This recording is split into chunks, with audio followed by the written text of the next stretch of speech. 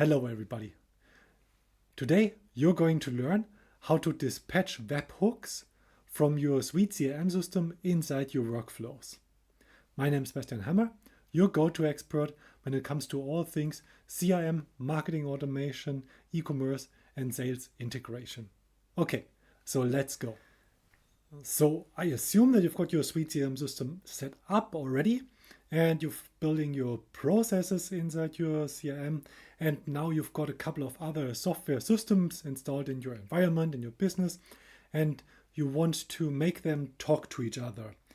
So there's like an integration need, and the integration that you want to do here is if something is happening in your CRM system, you proactively want to inform another system about what just happened, maybe including the data that you have in your CRM system.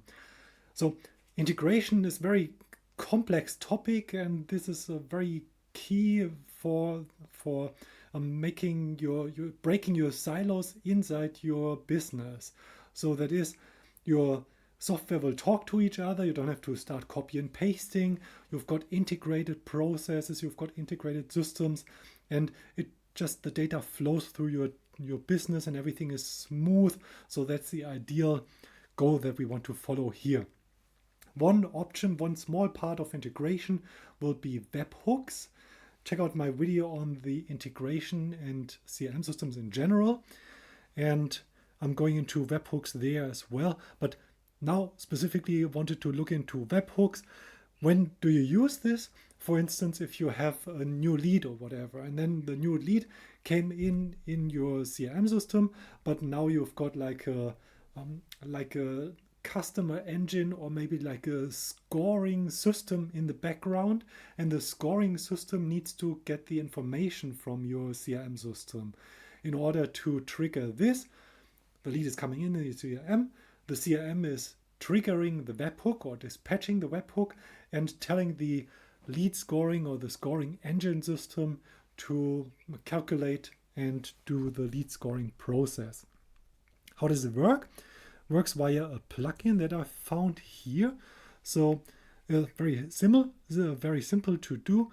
You need to download the build zip file, then you need to open the module loader, install it inside the SuiteCRM system, and then you can use this inside your workflow. So you trigger it just like any other workflow, and the action will go into a bit. How to test the whole thing? So either you've got your target system already up and running and you see whether you're receiving data there easily.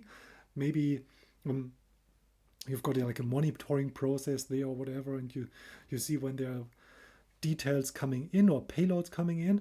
Or you use something like this, webhook site, and it will monitor incoming data for you. So we use this here for demo purposes or for testing. And I need to later on send my webhook or my dispatched payload to this target URL here. But first things first, let's go into the admin area and install the module. Module loader is here. I need to pick the file. I've already downloaded it, build.zip. Now I upload it. Very important, before you do this, take a backup. Even if you're on your local dev environment, it's just easier to revert and go back to before when you have a backup and can simply restore it. Usually try not to do this in a live environment if at anyhow possible. So install. Now install this. There's the license agreement. So I go through the license details. It's licensed under the MIT. So here you go. Therefore, it's very similar to the CRM system as well. You shouldn't redistribute it under your own name or similar. And then commit. By the way, this was not like a legal advice or something. So if you want to have like legal details, consult your lawyer. Okay, installation worked fine. Back to module loader, and you can see I've got the language pack installed there, and now we've got the new webhooks module as well. So the first thing that you usually do is you do a quick rebuild after installing something. So here we've got a repair and rebuild. then we pull this up here, quick repair and rebuild. Let's run it one time. And it doesn't complain about anything, but as you can see, there's something for the webhooks as well. So that looks good. And now you can see there's something more which wasn't here before. So we've got webhook requests. So let's see how to work with this and how we can build this up. As I said, you're using the workflow manager to create this. So I'm simply creating a new workflow, and I want to dispatch webhook on new website lead.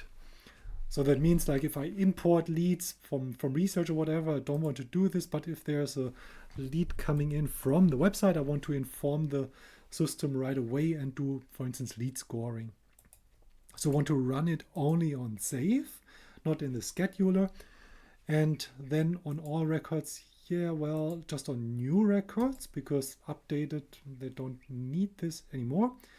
And I do not want to do repeated runs because this is just the initial webhook that I'm triggering now. Conditions. Check out my video on workflows inside your CRM system, because there we're going into more details. But yeah, just in case you've got some more questions here.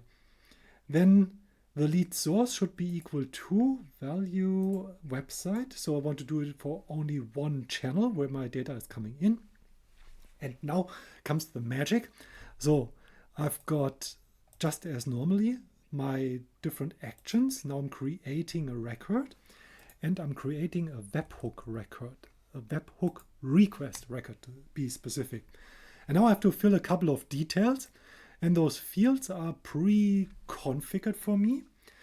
And maybe, okay, let's start at the bottom, because then it makes more sense, it seems like. So if I go to the very bottom, I've got the URL where I want to send it to. And this should usually be a value. You can pre-calculate it if necessary, just in case you, for instance, have get parameters inside your URL that you need to transfer. Then you would pre-calculate it in your data record. But if you have a general URL, like this one here, with, and now comes the next stuff. So we have like with variables, with a payload, and then you would use the key values here.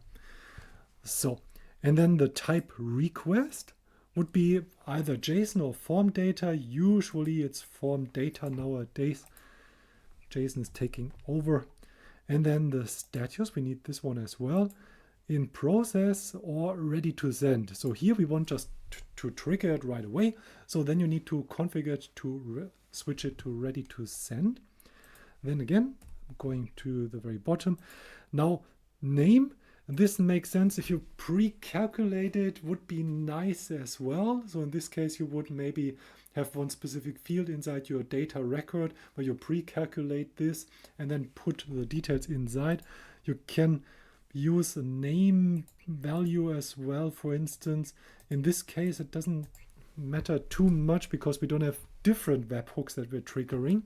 But if you do, maybe you want to have for the debugging a bit more in detail on the list view later on. I'll show you how it looks like, and then you would put something more specific inside here. And then here I would just say like new lead via website. So, and then let's see what else we can do. We have modified by name, no arrow text, description, deleted, date created. So these are all the details or the standard stuff from the CM system. So now we have to add those key value pairs. And for my first key, I would call it last name, fairly similar to the variable inside your CRM system as well. And for the field, I can now use the field or the variable itself, the value inside the field. And now you can continue here in building your JSON payload, basically. For us, maybe Okay, the source is always the same. We can add, for instance, the first name as well, just to show how it works. First name, and then this will be the value number 2. And here we've got the first name. So, and those both I expect to be in the payload later on. Okay, let's see whether this worked. In order to test this, I need to create a new lead. And I name it first 01, last 01. And important, we had one condition. That is, we want to only trigger this on the website source. I click on save. And now we can check two things. First of all here, whether it ran. And as you can see, yes, process audit. This ran successfully. It says completed.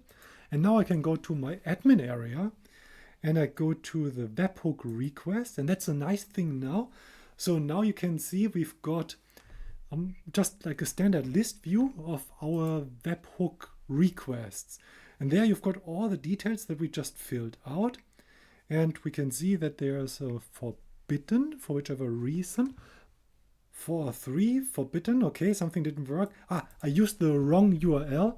Of course, I need to use this one, your unique URL. So that's what I need to use and not this one here, because this wasn't just one for monitoring, for displaying. So I simply change my workflow, edit, and I want to send it to this URL here. And now we test it again. In order to do so, we create yet another lead, call it first 02, last 02, and again, the lead source should be website, and I click on save. Now my workflow should have been triggered. First 02 triggered as well. Now I go back to the webhook request and see what I get now. Okay, that looks a bit better. Then I look into my status here, and as you can see, the monitor shows last 02, first 02. So this was correct. That means we have successfully transferred our data via a webhook from the CRM system into another system. And that's how you can integrate your other systems that are waiting for details from your CRM. Okay, let's quickly recap. So we have figured out that sometimes we need to integrate our CRM data proactively. So something is happening in the CRM. We want to inform other systems that we integrate, and that works best via webhooks. So we have installed a module for that. We have configured a workflow with the conditions and with the correct action. And then we've checked on the CRM side whether it has been created successfully, and we have checked on the monitoring side. So there's special services for receiving webhooks and making them visible so you can easily test them. And it seems to be working fine. We successfully have transferred a payload from the CRM on an action into another system and finished our demo integration.